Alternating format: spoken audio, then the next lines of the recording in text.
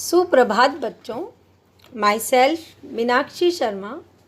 आज हम कक्षा 8 की रुचिरा भाग 3 का पाठ 1 सुभाषितानी का भावार्थ पढ़ने जा रहे हैं। तो आइए शुरू करते हैं। नाउ श्लोक नंबर 1।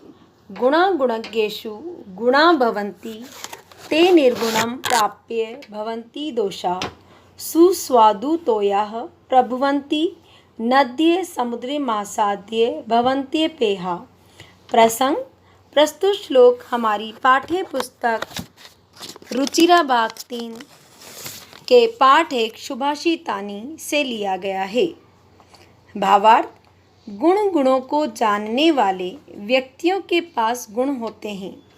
वे गुण गुणहीन व्यक्ति के पास पहुंचकर दोष हो जाते हैं। नदियाँ स्वादिष्ट जल वाली उत्पन्न होती हैं। वे सागर में पहुंचकर न पीने योग्य हो जाती हैं। अर्थात भाव यह है कि सद्गुण गुणों को जानने वाले या उनके महत्व को समझने वाले व्यक्तियों के पास गुण रूप में ही विद्यमान रहते हैं। वे ही गुणहीन व्यक्ति को जब प्राप्त होते हैं तो उनके प्रभाव से वे अवगुणों के रूप में बदल जाते हैं। जैसे नदियों की उत्पत्ति के समय उनका जल स्वादिष्ट मधुर पीने योग्य होता है, लेकिन जब वही नदियों का जल समुद्र के खारे पानी में मिल जाता है तो वे पीने योग्य नहीं रह जाता। और श्लोक नंबर 2। साहित्य संगीत कला विहीनः साक्षात् पशुः पुच्छ विषाणहीनः तृणं न खादन्नपि जीवमानः तद्भागधेयं परमं पशूनाम्। प्रसंग प्रस्तुत श्लोक हमारी पाठ्य पुस्तक रुचिरा भाग 3 के पाठ 1 सुभाषितानी से लिया गया है। भावार्थ: साहित्य संगीत और कला से रहित मनुष्य पूंछ और सींग के बिना साक्षात पशु के समान है, जो घास न खाते हुए भी जीवित है। यह पशुओं का परम सौभाग्य है। अर्थात यदि मनुष्य भी घास खाने लग जाए तो पशुओं को घास भी खाने को नहीं मिलती। इस श्लोक का भाव यह है कि जो व्यक्ति साहित्यिक ज्ञान और संगीत आदि कलाओं के ज्ञान से हीन है, वह व्यक्ति सींग पूंछ आदि पशुओं के चिन्ह न होते हुए भी वास्तविक रूप में पशु के समान ही होता है। यह पशुओं का परम सौभाग्य है कि वह मनुष्य घास को न खाता हुआ भी जीवित रहता है। यदि मनुष्य भी घास खाने लग जाए तो बेचारे पशु क्या खाते? घास के अभाव में वह भूखा मर जाता है।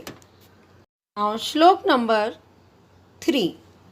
लुब्धस्य नश्यति यशः पिशुनस्य मैत्री नष्टे क्रियस्य कुलमर्थपरस्य धर्मः विद्याफलं व्यसनिनः कृपणस्य सौख्यं राज्यं प्रमत्त सचिवस्य नराधिपस्य।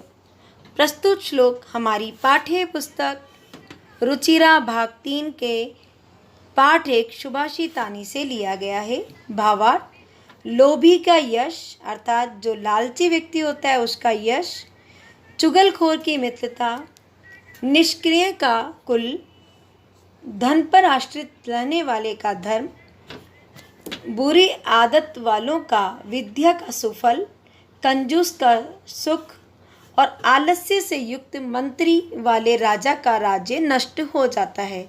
अर्थात इस श्लोक में ये कहना चाह रहे हैं कि जो व्यक्ति लोभ करता है उसका कोई मित्र नहीं होता। जिस व्यक्ति की क्रियाशीलता नष्ट हो जाती है उसका वंश समाप्त हो जाता है। जो व्यक्ति धन को महत्व देता है, धर्म उसका साथ नहीं देता है। जिन व्यक्तियों में अनेक प्रकार के दुर्व्यसन होते हैं अर्थात बुरी आदतें होती हैं, उनका विद्या अर्जन से प्राप्त फल नष्ट हो जाता है। कंजूस व्यक्ति का सुख चैन समाप्त हो जाता है। जिस राजा का मंत्री आलसी होता है उस राजा का संपूर्ण राज्य नष्ट हो जाता है। नाउ श्लोक नंबर 4। पीत्वा रसम तु कटुकम मधुरम समानम माधुर्यमेव जन येन मधुमक्षिकासौ संत स्तथैव सम सज्जन दुर्जनानां श्रुत्वा वचः मधुर सूक्त रसम सृजन्ति। प्रसंग प्रस्तुत श्लोक हमारी पाठ्य पुस्तक रुचिरा भाग 3 के पाठ 1 सुभाषितानी से लिया गया है।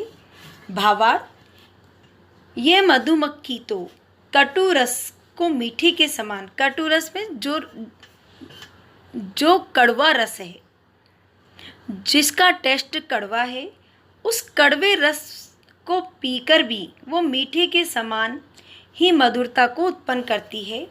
उसी प्रकार ही संत जन, जो सज्जन पुरुष होते हैं, वो दुर्जनों के वचनों को भी सज्जनों के समान ही सुनकर मधुर सूक्ति रस का निर्माण करते हैं। अर्थात संत जन दुर्जनों के कटु वचनों को भी सज्जनों के वचनों के समान सुनते हैं, लेकिन उनके प्रति दुष्टतापूर्ण वचनों का प्रयोग नहीं करते, अपितु मधुरता का व्यवहार ही करते हैं। जिस प्रकार मधुमक्खी कड़वे रस को पीती है, लेकिन मधुर शब्द को उत्पन्न करती है। श्लोक नंबर 5। विहाय पौरुषम यो हि देव में वावलंब्यते प्रसाद सिंहवत तस्य मूर्धिन तिष्ठन्ति वायसाः। प्रसंग पहले की तरह ही लिखेंगे बच्चों। नाउ भावार्थ, जो व्यक्ति पुरुषार्थ, उद्यम अर्थात मेहनत को छोड़कर वास्तव में भाग्य पर ही आश्रित रहते हैं, महल के द्वार पर स्थित सिंह की मूर्ति के समान उसके सिर पर कौवे बैठते हैं। भाव यह है कि पुरुषार्थ, इस श्लोक के अंतर्गत पुरुषार्थ के महत्व का प्रतिपादन किया गया है। कहा गया है कि जो व्यक्ति मेहनत के कार्य को छोड़कर अपनी इच्छा शक्ति को त्याग कर भाग्य पर भरोसा करके चुपचाप बिना कार्य किए बैठ जाते हैं, तो उनके प्रभाव से कोई प्रभावित या भयभीत नहीं होता है।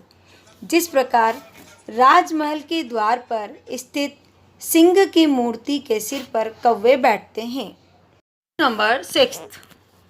पुष्प पत्र फलच्छाया मूल वल्कल दारुभ्य धन्या महीरुहा येषां विमुखम यान्ति नार्थिनः। प्रसंग प्रस्तुत श्लोक हमारी पाठ्य पुस्तक रुचिरा भाग 3 के पाठ 1 सुभाषितानी से लिया गया है। भावार्थ, ये वृक्ष धन्य हैं जो पुष्पों से, पत्तों से, फलों से, छाया से, जड़ से, छालों से, लकड़ियों से, जिनके याचक विमुख नहीं होते। अर्थात यहाँ वृक्षों की परोपकारिता के बारे में बताया गया है कि ये वृक्ष धन्य हैं जो पुष्प, पत्ते, फल, छाया, जड़, वल्कल अर्थात छालों से, लकड़ियों से मनुष्य पर परोपकार करते हैं और याचकों को कभी निराश नहीं करते, अर्थात याचकों से विमुख नहीं होते। श्लोक नंबर 7। चिंतनीया हि विपदाम आदावेव प्रतिक्रियाः न कूपखननम युक्तम प्रदीप्ते वही नना गृहे। प्रसंग प्रस्तुत श्लोक हमारी पाठ्य पुस्तक रुचिरा भाग 3 के पाठ 1 से लिया गया है। भावार्थ, विपत्ति के पहले ही उसके प्रतिकार अर्थात उससे मुकाबला करने का उपाय सोच लेना चाहिए, क्योंकि घर में आग लगने पर कुआं खोदना उचित नहीं है। अर्थात समस्या आने से पहले ही मनुष्य को उसे दूर करने या उसका मुकाबला करने का उपाय सोच लेना चाहिए, उससे निपटने की पूरी तैयारी कर लेनी चाहिए। विपत्ति आने के बाद उपाय सोचना उसी प्रकार व्यर्थ होता है जैसे कि घर में आग लग जाने पर तत्काल कुआं खोदना व्यर्थ होता है। तत्काल कुआं खोदना व्यर्थ होता है, इसका मीनिंग है बच्चों कि जिस तरह से घर में यदि आग लग गई तो आग बुझाने के लिए हमें किसकी आवश्यकता पड़ती है? पानी की। और पानी हमें यदि पहले से ही भरकर नहीं रखा है तो और उस समय आप आग बुझाने के लिए कुआं खोदकर पानी निकालने की चेष्टा कर रहे हैं, तो तब तक आप कुआं खोदोगे तब तक तो आपके पूरे घर में आग फैल जाएगी और पूरा घर जल कर नष्ट हो जाएगा। इसीलिए कहा गया है बच्चों कि जब मुसीबत आने वाली होती है तो उसका हमें पहले से ही डटकर मुकाबला करने के लिए उपाय सोचकर रखने चाहिए।